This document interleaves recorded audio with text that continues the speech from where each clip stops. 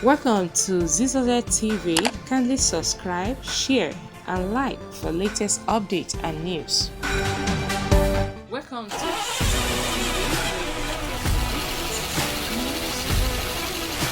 We have a sustainable plan that we will be implementing that we believe would allow for transportation costs to revert back to before the regulation was implemented.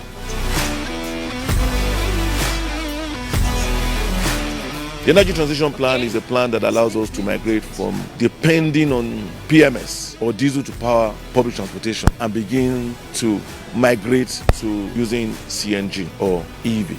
As we do that, we have some expertise that are doing that conversion. They are training our Ogun State citizens, our technicians.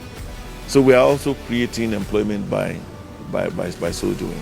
The cost of transportation would even be far less than it was before the regulation. So I'm proud to say that sometime this week, we'll be unveiling the first set of vehicles that will be converted from using diesel to using CNG.